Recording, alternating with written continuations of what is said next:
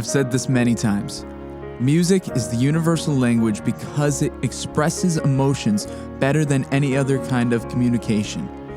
Music just does something that connects us, one with each other, to the whole world, and to certain things within ourselves. Music helps us connect with memories of the past, something that we wouldn't have thought of normally, but the moment that you hear a song or a melody, it takes you back to a certain place. Music has you get up and dance when you might be feeling shy or unmotivated. It gives you a reason to hang out or do something creative with friends. The collaboration that is brought up through making music or just simply listening to it. It does so much for us, and it brings us to places that it's hard to explain, but we know exactly what we're feeling and where we are. And that's one of the most beautiful reasons that I love doing what I do. Thank you very much for tuning in to this episode of Walsh Wednesday, the Reflective Series. Today we're going to be talking with somebody who absolutely loves what she does. Music therapist, Shannon O'Hara. Shannon's been one of my best friends for years now, and I was really excited to get to sit down and talk with her about her passion and what music therapy has been like for her, and what's it been like working in the city, especially during the COVID-19 pandemic. More of that in a second.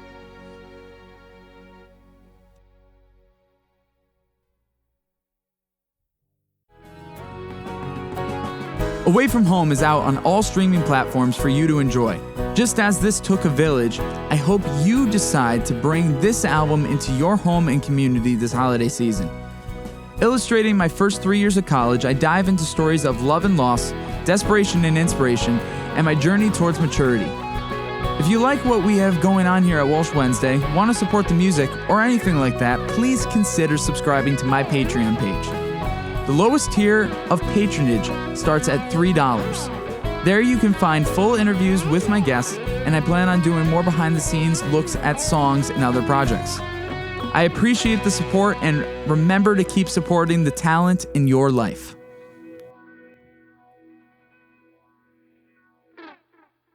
As I mentioned already, today's guest is musical therapy intern with the Louis Armstrong Center for Music and Medicine, Shannon O'Hara. Shannon's been one of my best friends since high school, and we've had a shared love for music. Now, of course, I went the industry route. She went more a medical and therapeutic route, which I always found fascinating, and I really wanted to speak with her about it because, one, how this year has been in general, but how we can turn to something that's already in our lives in such a big way already. Before we got into the brunt of things, I had to compliment her on her brick wall. She raves about her New York City apartment brick wall. Don't ask me. That's something she loves. Our listeners can't see it, but I see your brick wall in the background. I know how much you love it. It's a good wall. One of the only reasons to move to New York City. Your New York City brick wall. Now, wasn't that an incentive for the apartment? It was like, I need to have this brick wall. Absolutely. This brick wall alone made this our top choice apartment. And it is the reason I pay a little bit more in rent than I originally planned to. So, So the brick wall is the reason that the rent is higher, or that's your justification for it? It's my justification. I was going to say, that seems like an interesting reason for the rent to be higher, but justification makes sense. Yeah, I pay like $30 more a month than I wanted to, which isn't a ton in the grand scheme, but I had to justify it somehow, and the brick wall is it. As fascinating as her brick wall is, I wanted to get into the brunt of things, and I wanted to ask her, for those who are unfamiliar, for her to give a general synopsis on what music therapy is. Yeah, so music therapy, in its most general terms, is using music as a therapeutic medium to accomplish non-musical goals. So music therapists are like other therapists, physical therapy, occupational therapy, speech therapy, etc. And we just use music as the driving force for the progress that we hope to see and facilitate. As time has gone on and we as music therapists are becoming a more recognized field. There's a lot more research backing up what we do. We are research and evidence-based, and that's what drives our practice. So it's definitely easier now to kind of convince other people that what we're doing is real when they can read it for themselves and they can see the data and they can see the studies that we've run. Yeah, music and its use in healthcare and just medicine in general has gone all the way back to the ancient Greeks. There's just something about music that kind of completes a person, whether you are a musician or not. Music in some way touches you, whether it be emotionally or just physiologically. Everyone's body syncs up to music. There's this phenomenon known as entrainment, and it's basically how your body syncs to the rhythms of external stimulus. So that's maybe why, if you've listened to, I'm going to use the term hype music, this kind of music you listen to get yourself amped up. It has a strong beat, usually like some heavy bass that really grounds you and it gets you going. Your body syncs to that and it feels that. But then when you want to calm down, you might listen to something a little bit smoother, something a little bit slower, and your body kind of reacts to that as well. And it's one of those things we can't really scientifically prove, we just know exists. Before we got any further with music therapy, I wanted to ask her about her beginnings in music and what her inspirations were going from a fan of music to somebody who went to study it. Yeah, so I think like a lot of kids, I was pretty musical, always kind of singing little songs in my head and dancing around the room and things like that. But it really wasn't until high school that I started to realize that maybe I had some sort of talent there. Maybe that was something that I wanted to grow and turn into something. So it wasn't until high school when I realized, maybe music is something I can do for a career. And then in my sophomore year of high school, I was in my music theory class and we had this career day sort of thing. And this woman walked through the door with a guitar strapped around her and she just started playing some music and she was singing hello to us. And we were all looking at her like, who is this lady? Why is she here? What is she doing? This is absolutely ridiculous. But she then spoke for about 30 minutes about music therapy, what it is, what she does. And by the end of that presentation, I knew that was what I was going to do for the rest of my life. It just clicked with me. It made so much sense. And I went home, I did a ton of research on it. And the more I learned, the more interested I was. I learned that it was so much more than just the hospice setting that this particular woman worked in. It was something that could benefit everyone. And I thought that was so incredible. So yeah, the more I did some research, the more I was like, I couldn't possibly be doing anything else. This just makes too much sense. I think like most college or most high school seniors, I went on College Board, the website, and I searched music therapy, bachelor's degree, and a list came up and I was like, all right, those are my choices. And I did what everyone does when it comes to colleges, make lists and figure out what you want and what you need. But something that was really, really important to me was that wherever I went, I wanted a lot of clinical experiences because I felt like that was what was going to benefit me the most.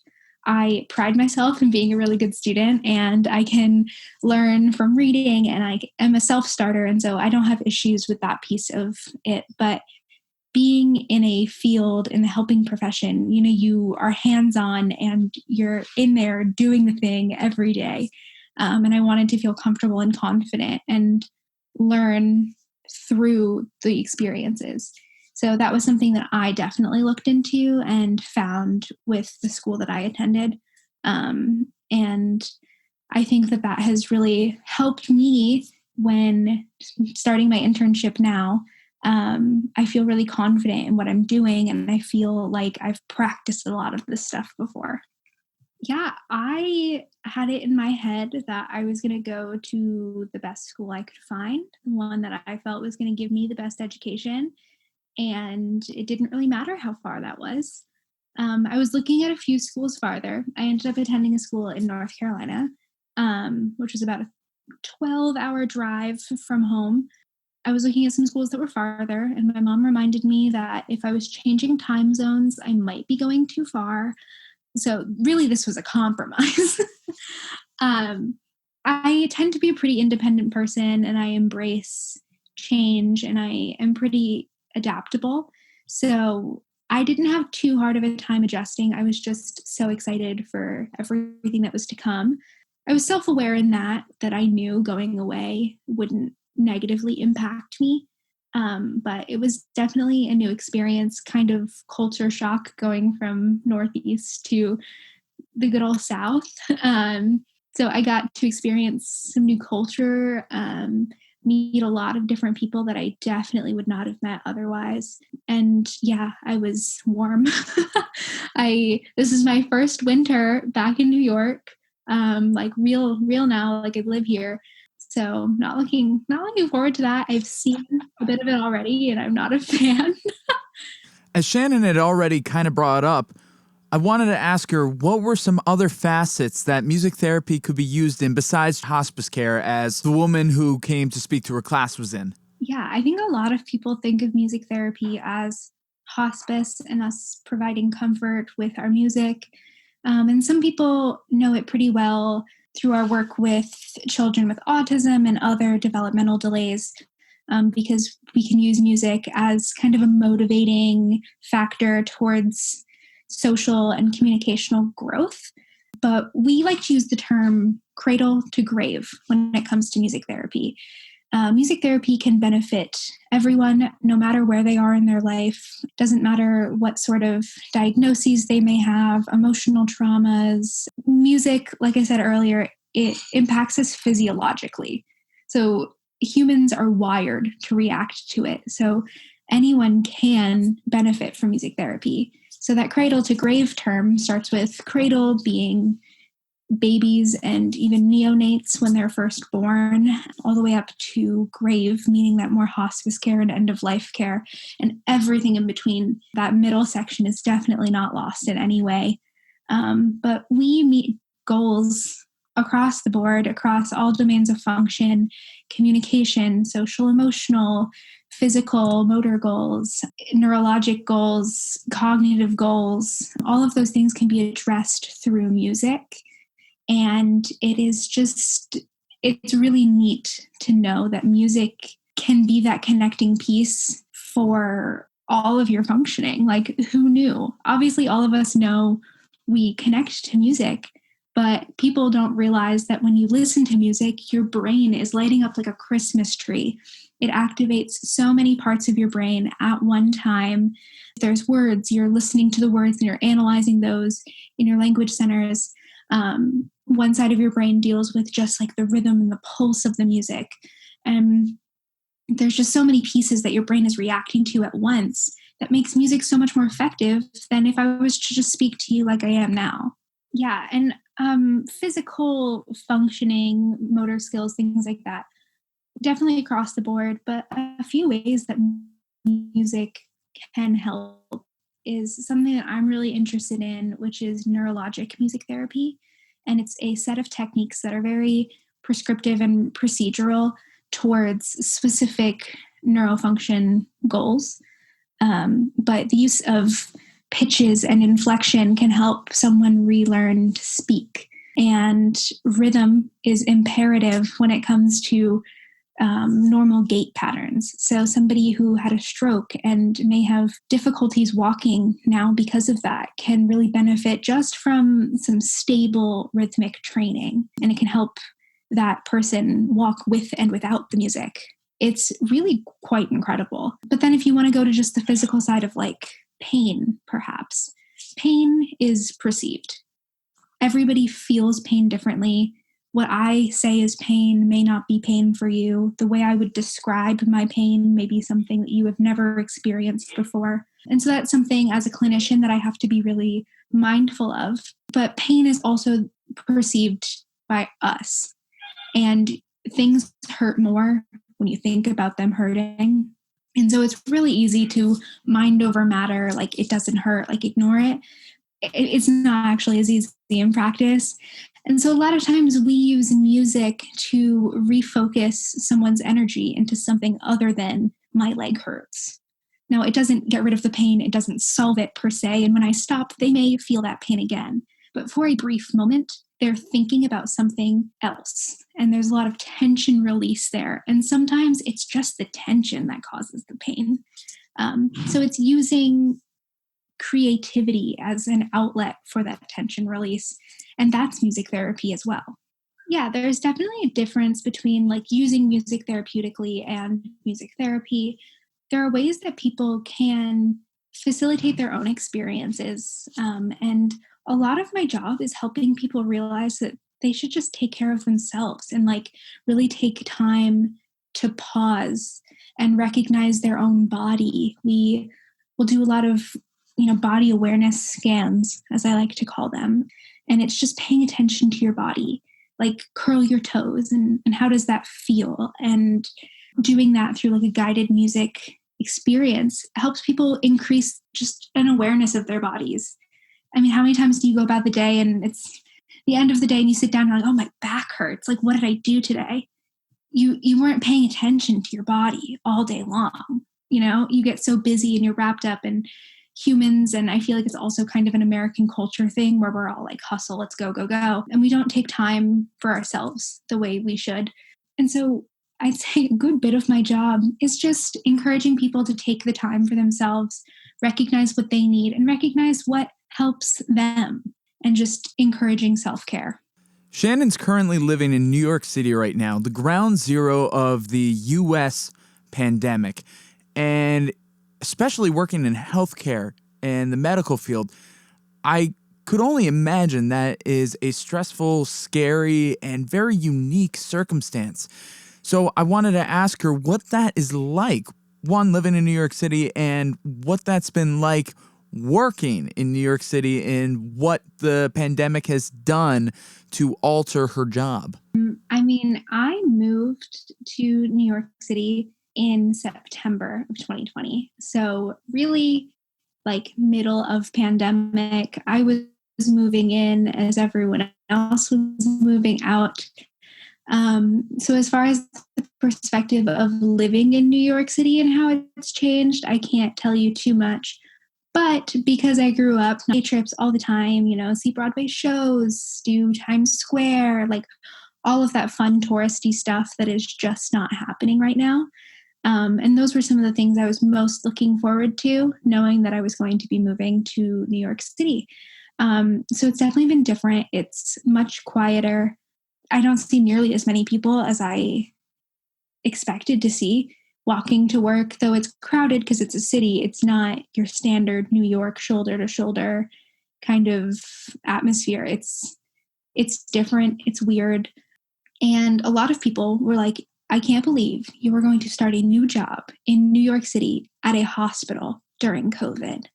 I get that. I totally get what people were like so freaked about, but I kind of felt like a hospital was probably one of the safest places to be because they have the PPE. By the time I got there, everybody had an ample amount of personal protective equipment. There were enough masks and goggles and face shields and gowns and gloves and all those things that we were so worried about at the beginning of the pandemic. By the time I rolled into my position, those things were pretty well taken care of.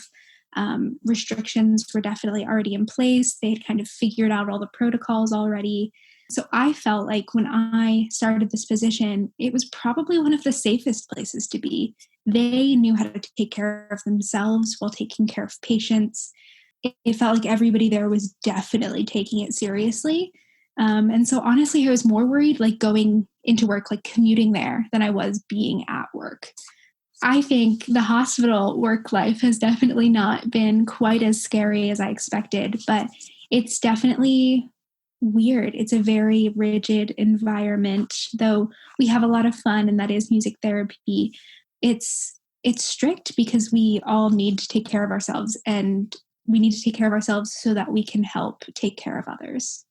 Yeah, some of my clinical experiences were in hospitals, which was So funny to look back on. And I thought it was crazy in some of the rooms that, like contact precautions, you have to wear a mask. And now it's standard. Not only are you wearing just your surgical mask, but I've always got an N95 on and then a surgical mask over top of that, and either goggles or a face shield.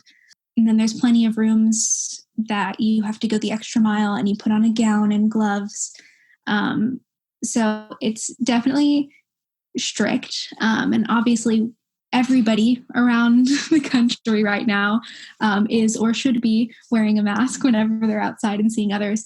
But it's just funny to look back at the fact that I had been working in hospitals before, and that was just one of those things where you're like, oh, they're sick, so we have to wear a mask. But now it's like, I'm not sick and you're not sick, but we could get each other sick. And it's kind of funny. And I know that that's something that everyone is able to relate to. But it sort of feels a little impersonal sometimes, going in. And I feel like I have all of these layers between me and the patient that I'm trying to see. And it can sometimes feel like that's a piece that's in the way.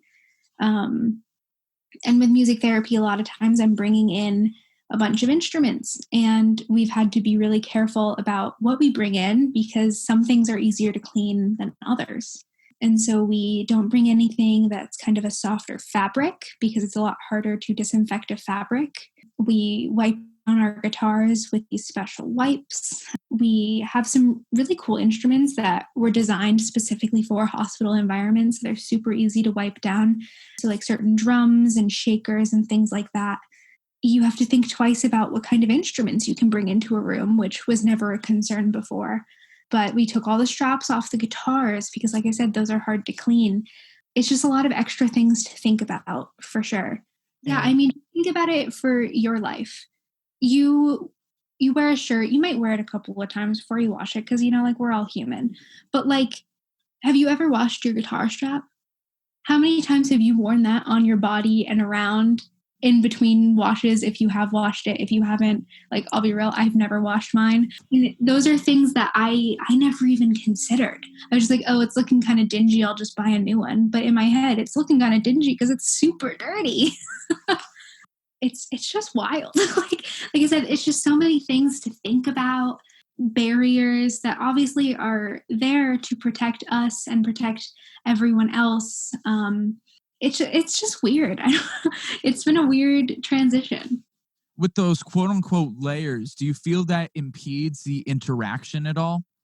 I think because I was kind of thrown into a new space, and starting a new job and meeting a lot of new people like that, it's been a little bit easier because I'm already sort of used to it. It's definitely different. I wear a lot of my emotion on my face, like a lot of people do. I use my face to express almost all of my feelings, and usually more so than my words. So it's funny to then try to express myself and facilitate opportunities for someone to express themselves if neither of us can see each other's face. And so the layers sometimes can feel like a barrier, but I know that the patients that I see appreciate the time and consideration that I put into putting on those layers. And I definitely appreciate that a lot of my patients wear masks and are trying to protect me as well. So there's a mutual respect there. And I think that that helps to break the barriers a little bit. But yeah, it can sometimes feel like a barrier. Music therapy is one of those jobs that requires you to give so much of yourself. So I wanted to ask Shannon kind of a two-part question. What's one of the hardest things about her career, and what's one of her favorite things about her career? We started off with the hardest. I think it's probably some of the emotional topics that come up and are addressed within my sessions.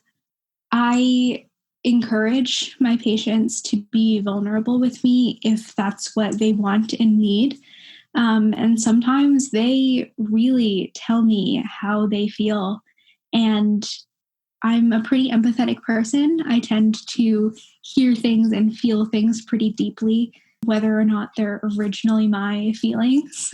So sometimes sitting with that can be hard because I'm here to support them and I want to help them kind of work through some of those things. But then I have to walk away from that and kind of decompress myself and work through their feelings so I can work through my feelings about their feelings. And that's something that is very, very common in any kind of therapeutic role. It's not just music therapy, but that's a part of our job. And it's definitely encouraged me to take a lot more time for myself and figure out where I am emotionally before and after meeting a patient. No, I get that. It's a lot of weight to be carrying, so I get the toll that it must take at times. So, but kudos to you for, embracing that kind of position and being there for people the way that you need to be. So, flipping it, the other side of the coin, more optimistic part of it. What's one of your favorite things about working in healthcare and music therapy? I love the connections that I get to make with people. I am meeting new people every day. I get to hear about their lives. People are so interesting.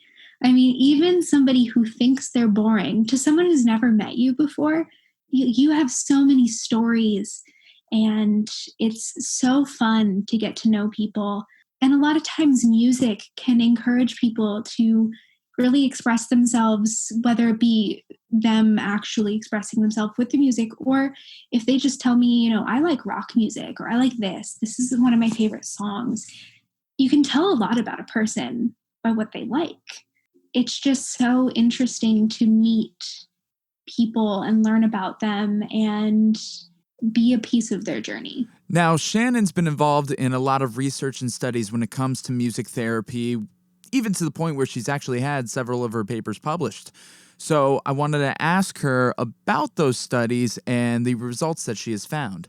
A lot of the research that I have done revolves around music and memory. I've seen a lot of really cool results about how familiar melody can sometimes impede a person's ability to memorize. So we basically translate that into music therapy terms by being like, if I'm going to embed a bunch of information into a song because I think you'll remember it better, do I use a song you know or a song you don't know? My research was showing that you use a song you don't know because if you use a song you know, you think about why you know it and you get distracted from the content. Now, that is not to say that that is like an end all be all answer. That was just the trend of my research, but it's really interesting because we talk a lot in music therapy about how music can help you remember things. Music as mnemonics is incredibly popular. I mean, we all learned the ABCs that way. I challenge you to be able to find a letter in the alphabet and not sing the song. Like, people just don't do that. So, music and mnemonics is so popular. But if I was to try to put another song and, take a lot of other information and mix them together, it can be helpful or it can impede the learning you're trying to achieve. So that was a lot of my research. And right now I'm helping with a study that I can't say too much about because we're kind of in the thick of it, but we're looking to see if music therapy can decrease the amount of time that a patient is mechanically ventilated, which is especially interesting during COVID times when that is a thing that's happening a lot in the hospital settings. So we're trying to see if music therapy can decrease the amount of time that a loved one is mechanically ventilated. Oh, I can imagine. And yeah, music and memory, it's quite a fascinating thing because you have certain things with head trauma, amnesia, dealing with dementia and Alzheimer's and things along those lines. And the connection found and what music can do for that is quite extraordinary, I think. Yeah, absolutely. It's really interesting because music just it brings up a different memory, something you may have totally blocked out. But if you listen to the one song you heard at the eighth grade dance when whatever happened, you can immediately be transported back to that moment. And it's funny because that's probably a memory you've never thought of, but this song triggers that for you. It's one of those things that you look at and you're like, music is so powerful. And there are a lot of scientific ways to explain it. I'm not going to say it's like, we don't know why it happens, but when I'm just talking to someone and I don't need to be so scientific, like it's just the most incredible piece about music. It can transport you anywhere to any time, any place. It's so powerful. I remember one time I was playing a song in a memory care group and we were playing Isn't She Lovely? And it was more because I figured it was a song they would all enjoy. They might kind of sway to, sing along with. But at the end, one of the women in my group was sitting there kind of with their arms crossed. And I was trying to discern kind of her response. Is this a happy response, an agitated response? Like, what is this? And she told me that she remembers singing that to her daughter when she was born. And she remembers being there and holding her and thinking, like, isn't she just so beautiful? And to that point, I didn't know anything about this woman. You know, I knew her name because she wore a name tag. I knew a few things that she could remember to tell me when we would go around the room, but I didn't know she had a daughter.